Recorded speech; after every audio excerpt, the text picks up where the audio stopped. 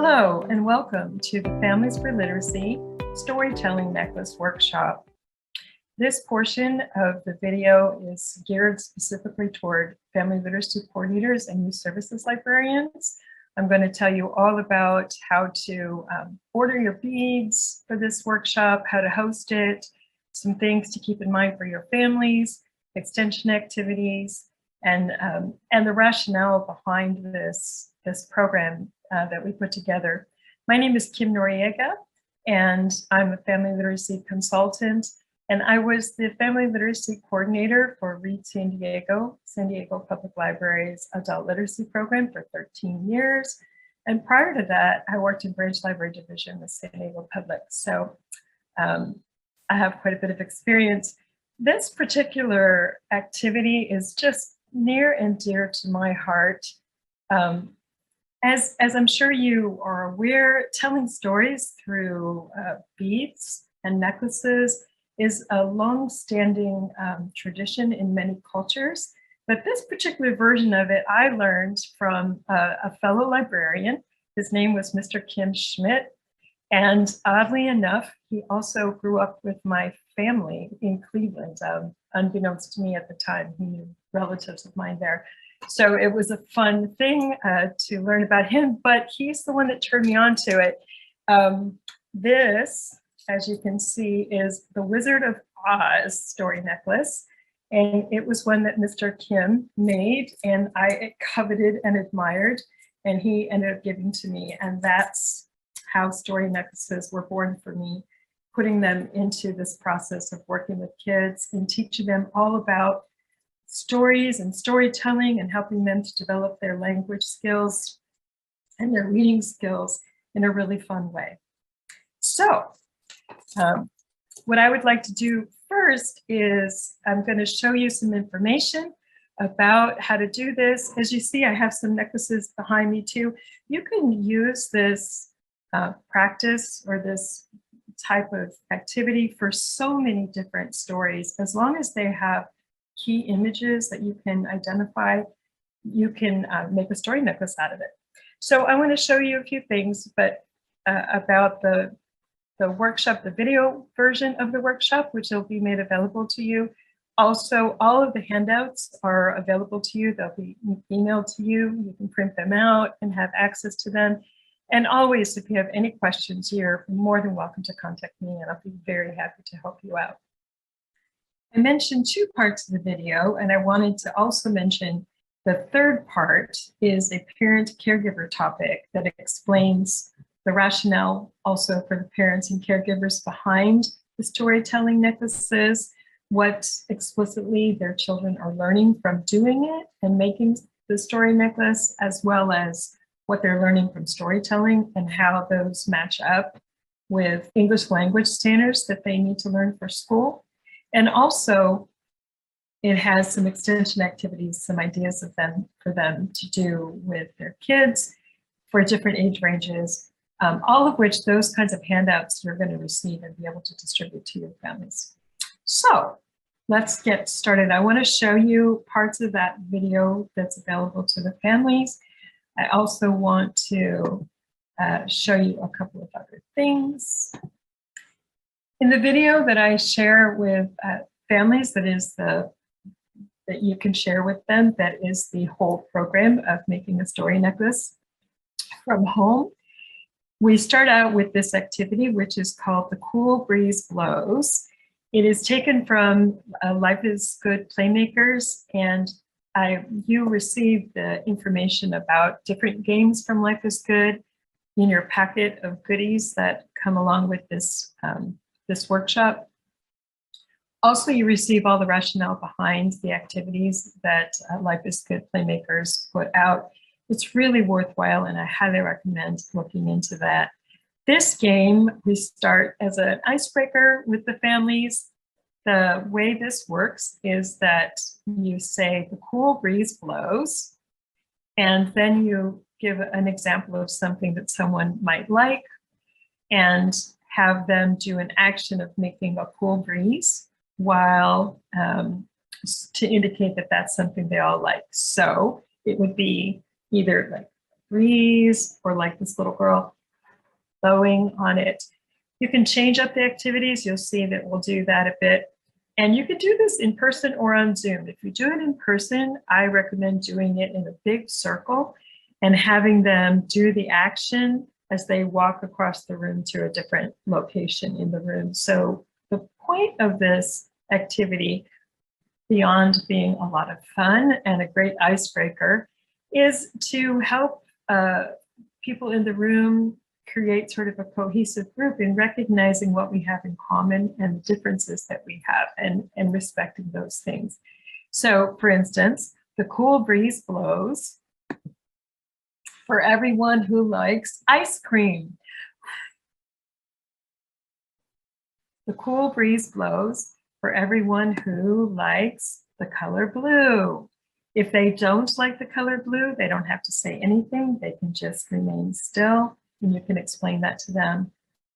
This really gets, gets people moving. If they're at home and they're doing this activity and they have a large family, they can still do it in a circle. It's a lot of fun, and it's a fun way to get people engaged. Then we change it up to go along with our theme. The wild things roar. You can invite them to show you their best roar. Wild things roar for everyone who loves grapes. Arr! And these are all, as I said, these are all from Life is Good Playmakers, and you have all the information about them. They also have wonderful videos online. I'll include a list of resources in your packet that you receive by email, and there'll be some videos there that you can watch of their chief playmaker, who talks about the ideas behind Life is Good Playmakers. A lot of play, a lot of really intentional play that is a wonderful activities for kids and families. Okay, so our story, Where the Wild Things Are. I chose this for the making the necklaces with families because so many people are familiar with the story, and there's the book, there's the movie. If you do this program in person and you have the opportunity to extend it over a series, like 4 weeks or 3 weeks, you can really take advantage of the extension activities. You could show the video one time, part of the video or the whole thing. You can read the book together prior to making this. I'll show you a little bit later. There's some other things you can do as well. But Where the Wild Things Are. So that you know, the storytelling necklace, it is, I'm wearing mine. You can wear it as a bracelet also, which is kind of fun. But so the storytelling necklace, it works on the same idea as a flannel board, which a lot of people in libraries and working with kids are familiar with. Just like in a flannel board, you take key images from the story that kind of carry the story, and you represent those in flannel, or in the case of the storytelling necklace, you represent those with a bead. Representing them as a bead takes that connection or that abstraction just one step further from these pictures, right, of flannel board. And it really is a wonderful thing to see how quick the kids get it. Even the younger kids, 4 years old, they really get it. Like this bead means this. So obviously one of the things you're doing there is you're connecting. It's just like the alphabetic principle. You're connecting a symbol with something that it represents. With older kids, you can even move this further. You can extend this. They can do a movement that represents a portion of the story, right? They can make art that represents a portion of the story. And so it's a wonderful skill to use for creativity development, for their imagination, but it also is important for them for connecting those abstractions, for learning how to make abstractions from text that they read, which is a valuable literacy skill. So to host one of these workshops, you need, of course, to order beads. you'll receive in your email, you'll receive this spreadsheet that has all the information you need to know to order beads for varying numbers of participants in your program. You'll see to the far left, it shows you the quantity of beads that you need per necklace. So when you go to bag your beads up for, for your program, you'll know exactly how many to put into the bag of each type of bead.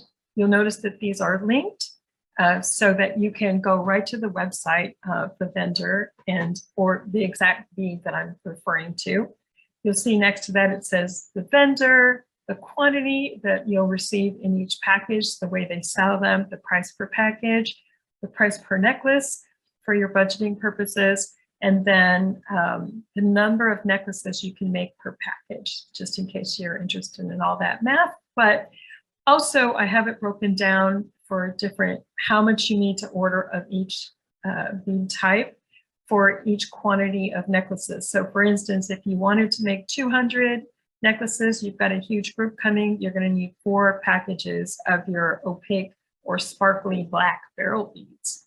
I also have it for smaller amounts, smaller necklace amounts like 20 and 40. So this will be in your email that you receive.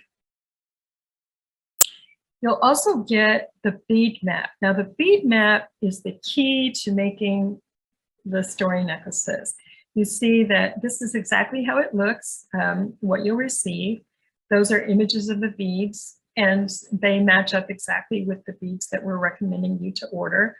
So what the kids are going to do, families are going to do, is they will take their beads that they receive in their bag that you provide them. They'll take those beads and they will match them up, exactly with what's on their bead map. I recommend that they do like 2 of these at a time, side by side. If you have a lot of space, you can provide them with a piece of cardboard, which is kind of cool. They can tape it down and do a little bit more before they string them. But I think it's best to do a couple at a time and then put them on the string so the beads don't end up all over the place. A little caveat here that is important to mention, and I do mention this in both of the other videos, is that obviously this program is not appropriate for very small children. It's a choking hazard. Beads can be a choking hazard. I've never had a problem with this, honestly. When parents come and they have a little one, they always watch them and mind them closely, but just have that awareness and provide something else for the smallest ones to do, whether that's coloring of where the wild things are images or making a mask or something else so that they feel included and they are a part of the story. So the bead map, they're going to lay out their beads and then they're going to string them. And I do go into exactly how to do that in the video for the families. But you're going to give them a little piece of elastic cord. That's also noted there where to buy that and how long to cut it and all those good things. So you'll get a piece of the elastic cord, and so they can make their story necklace. The other nice thing that you can do with this bead map is you can print it out on cardstock, and then you can use this as an extension activity to work with either storytelling, so they can take the words from the story and they can mix the cards up and make a whole new story. For instance, it could be, on the night that my mother decided to go into the forest, whatever they want to do. So you can pass those cards out as story cards and they can make new stories out of them. You can also print duplicates of each of these and do the memory game, which is a lot of fun to do by turning the cards over and then they can, match them up. Those are wonderful ways to extend the learning in this, whether you're doing that in a library setting or a classroom setting, or if you're doing it at home, if the parents are doing it at home. Anything to work on that vocabulary, right? So those are 2 ways you can do that. Here's the other things that you're going to receive along with all the information about how to order. You'll receive a copy of Where the Wild Things Are reader theater version. And if you're doing this over a period of time with older kids, they really do love to make these necklaces because they like the beads too, just like the medium-sized kids do. But with the older kids, that kind of mid-range group from say 8 to 10 or 11, Reader's Theater is fabulous to do with them prior to making the necklace. So you can do the Reader's Theater version, you can make masks. If you have a little bit of extra time, that's a wonderful thing to do as a part of this project. The other thing, and you can send that home too, if you're doing the Zoom version of this, or you're doing just sharing the video with them, they can work on that at home together. I recommend you provide them with the book. If you have the budget for it, it's really fun to also give them the movie, and you can have conversations about that, the differences between the two. The other thing you'll see here is called the telling points of Where the Wild Things Are. This gets into some of the extension activities that apply to English language arts standards. So for instance, beginning, middle, and end of stories, and helping them to identify, what are the key components of the beginning of the story? What are the key components of the middle of the story? What are the key components of the end? And it has this broken out. You can make this a lot of fun by, so you'll notice this page actually makes two. So one for a parent and one for a child. And you can do this, if you're doing this in person, you can have people stand in a circle or sit in a circle, and you can let them read it till they get familiar with the different telling points. It's a great way to start having them learn the story before they do their beads. And you can have them roll the ball back and forth, or if they're ready to do throwing the ball, they can do that, tap a beach ball back and forth as each one reads the next line, the next beginning, the next end. And as they get to know it, if you're especially doing a series, they can more and more do it just by knowing the next thing that happens, which is a lovely way to help them learn that story. It's a great activity to do at home too. The other thing you'll receive to the left of the screen, you'll see Where the Wild Things Are, and it talks about how to use a story necklace. This is something you can pass on to your families. The rest of it is kind of heavy text that is a rubric I adapted from English language arts standards for first and second graders. So that you might want to just cut this page in half. But it talks about how to use the storytelling necklace, that each bead represents a key image from the story, and that the way that you do it is you go around the necklace bead by bead and telling the story. A nice activity that you can also do, especially with the older kids, is after they've mastered telling where the wild things are, you can also have them make up new stories about their bead necklace. They really like doing that.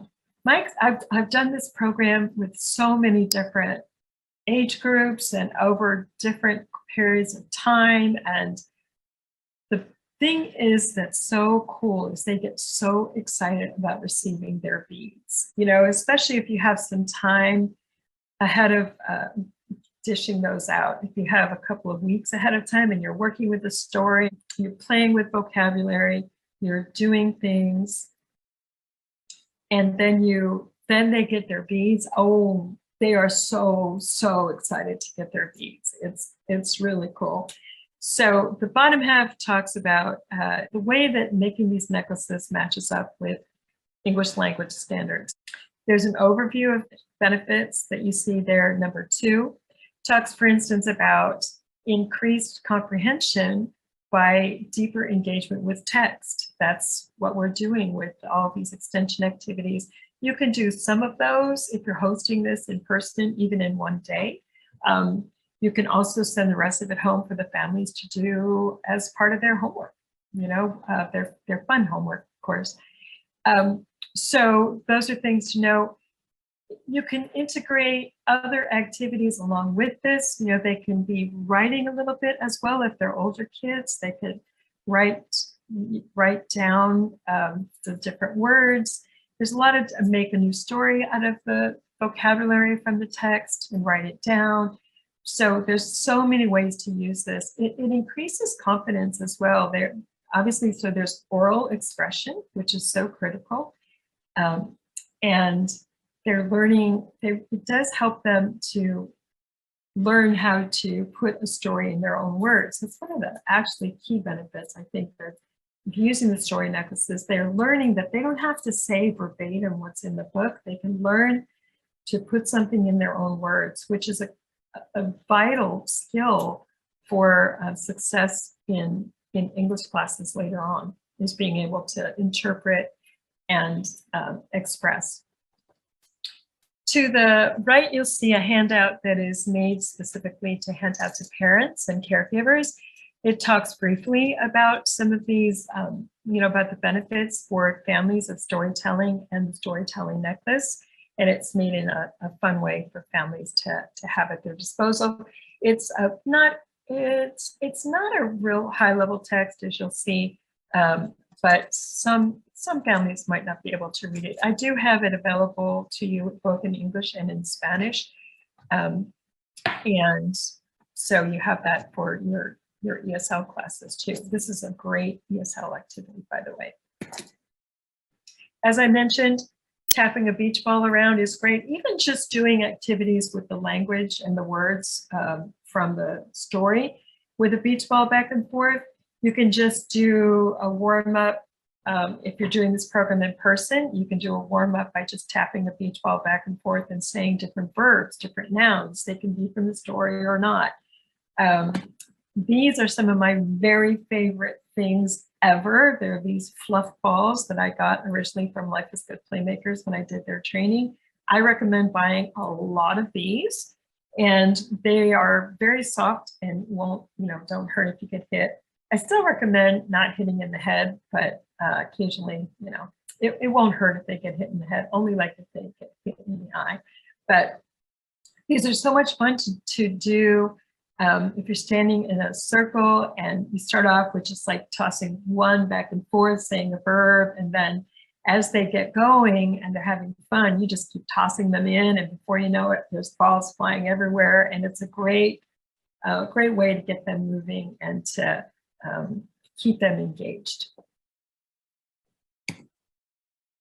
Also, there's a bingo sheet that'll be provided to you in the email with all the goodies.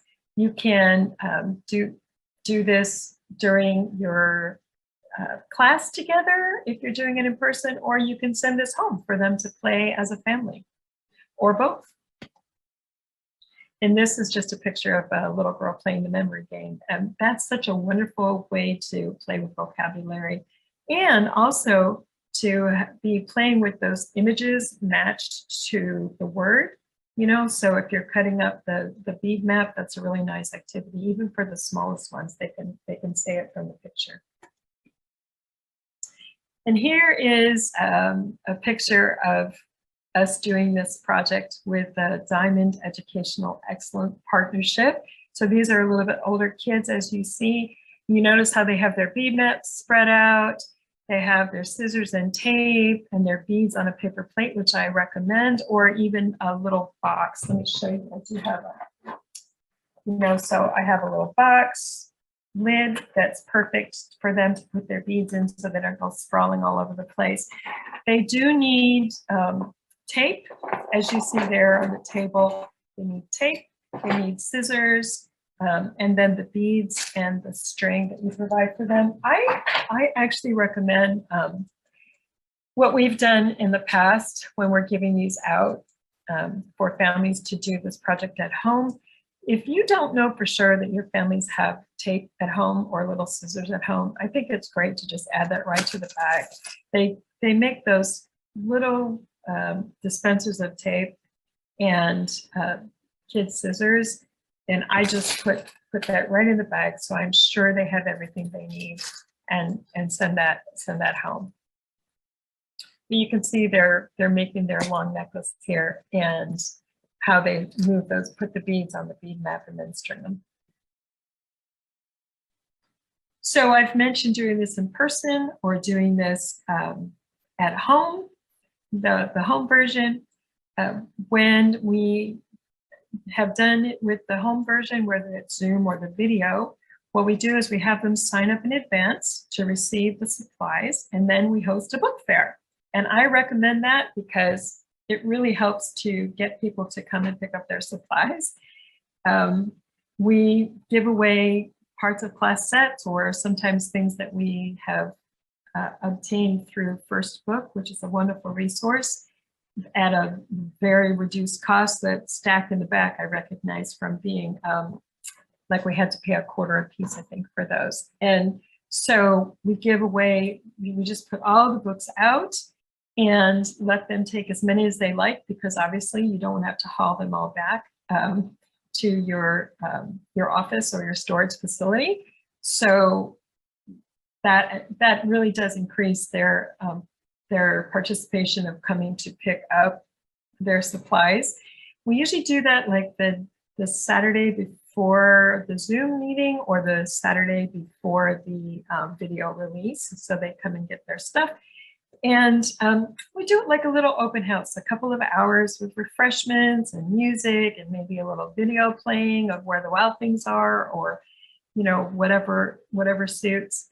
And that way they can stop in at, you know, when it works for them and pick up their materials. And we have those arranged in little bags alphabetically by the parent's first name, parent or caregiver's first name, so they can just help themselves. And that has worked out very, very well. We started doing book fairs quite a ways back to get rid of books that were remainders of class sets that we probably wouldn't use anymore, but also just as a lovely way to get more books in the hands of our families. And that's worked out great. So that's a recommendation I have. And then, of course, at the end of your program, at the end of the video that I provide, we're going to ask families to take a moment to reflect on what they learned by doing the activity together. It'd be lovely if they did this as a family and had a conversation about it. What did they learn about stories and storytelling? Something that I always share with parents, and I do in the video for the parent topic, is I tell them that there's a key to getting kids to speak a little bit more about something, like to extend those sentences from one-word answers or two-word answers, and that is, tell me more. That we used to make that as a magic wand to give out to the families, parents and caregivers. It's like, this is the magic wand. If that sentence is a magic wand, you just say to your child, oh, that's really interesting. Tell me more about that.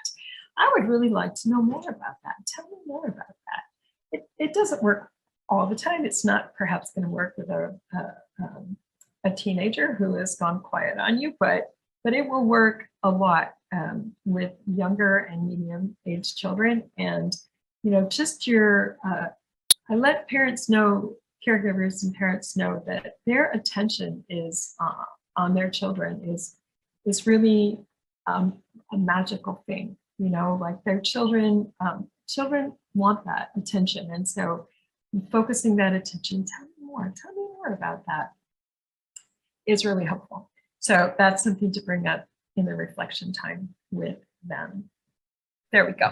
So just about how to make the story necklace now, I do show them in the video exactly how to go about this. And like I said, I recommend a handy dandy box lid, or you can use a paper plate that works nicely too, preferably probably maybe 2 paper plates. And the really important thing to do is to tape down the string, either in your either in the box that you're using or on the paper plate, because I can't tell you why this is, but it's almost a given that just when you get almost all your beads on that piece of string and you think you're almost done, they're going to come off the back end. So just tape it down like that, and then you just put your beads on the bead map and then pull them from there and just start stringing them onto your string. When they're all done, you just tie it in a really strong knot, you know, a few knots. Some of the younger kids are going to need a little help with that, and parents that have multiple children attending, they're going to need a little help. You don't want to make it too tight, because if they've missed a bead, you want to be able to slice that and add it in someplace. So starting out, just make it a little loose. They can tighten it up later on, you know, if they're sure about it. And you don't want it to be so tight that they can't move the beads. And then if you can time this and see how it goes. Sometimes it's hard to get it so that they can all tell the story together at the end, because they're finishing at different times and they need to go. But in the video, we will tell it all together at the end, because they can do that on their own time. So I think that's really fun to do with them if you can. We start with, from the bead map, you notice possibly that we start with a butterfly bead so that we can find where the story starts once it's all around the necklace. And then you just go around and tell it bead by bead, you know? So it's on the night that Max wore his wolf suit and made mischief of one kind and another. His mom, which is the heart, his mom said, "Max, you are a wild thing," and sent him to bed without any dinner. And that night in Max's room, a forest grew and grew and grew. And an ocean came with a sailboat. And Max got in the boat and he sailed night and day and in and out of weeks and almost over a whole year to where the wild things are. And they showed their terrible claws and they gnashed their terrible teeth until Max tamed them with a magic trick, abracadabra. And they made him king of all the wild things. And Max said, "Let the wild rumpus start." And they danced and sang until Max said, "Now stop." And he sent them to bed without any dinner. But then Max was lonely and blue, to Blue Heart, and wanted to be where someone loved him most of all. So he gave up being king of all the wild things. And the wild things said, "No, Max, please don't go. We'll eat you up. We love you so." But Max said, "No." And he got back in his boat and he sailed through night and day and in and out of weeks and almost over a whole year back into the night of his very own room, where he found his dinner waiting for him. It's a spaghetti dinner. And it was, all together everyone, still hot. And there you have it. That's Where the Wild Things Are story necklace. And I hope you've enjoyed this little informational session. Thank you very much. And I want to thank Literacy Initiatives for allowing me to do this. And I will put my contact information so that if you have any questions at all, please don't hesitate to contact me, because this is just a project that I just love sharing with people. It's so much fun, and kids love it. The parents love it too, actually. I highly recommend having everyone make a necklace, because that way everybody can tell their story together. All right, thank you so much for being here with me today.